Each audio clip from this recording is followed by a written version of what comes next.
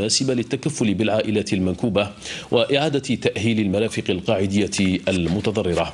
هذا وقد تم تشكيل لجنة وزارية مشتركة على مستوى وزارة الداخلية والجماعات المحلية لمتابعة التقلبات الجوية التي تعرفها بعض المناطق الداخلية من الوطن. كما تم تشكيل خلية أزمة تتكون من لجان وخلايا تقنية على مستوى ولاية البيض لمتابعة الوضعية. هذا وتتواصل إذن عمليات التكفل بالعائلات المتضررة من الفيضانات التي اجتاحت البيض، حيث تقوم السلطات بمعية المجتمع المدني على توفير كل الإمكانيات للمساعدة والإعانة.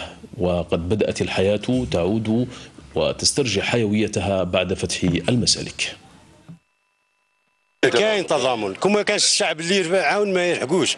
الله غالب احنا ما نتهموا حتى واحد، ما نقولوش ذاك فلان، لا الله غالب هذه جا حاجه تاع مولانا الحمد لله مع مولانا. والعمليه حاليا اللي يديروا لي التكفل بهذا بالمنكوبين باحسن تكفل. ثم الصحه جو فو ان بتي اوبيتال لابا، جو فو كلها تتحط اسره، تتحط أقمشة، الصحة متواجدة، حتى التليفون يلحق. العائلات المنكوبة نروح لهم اللوزين تاع الصباط انه يظهر لي احسن ومحمي وكل شيء ما يخصهمش. وحسب نشرية خاصة للديوان الوطني للأرصاد الجوية، فسيتواصل اليوم تساقط الأمطار الرعدية بولايات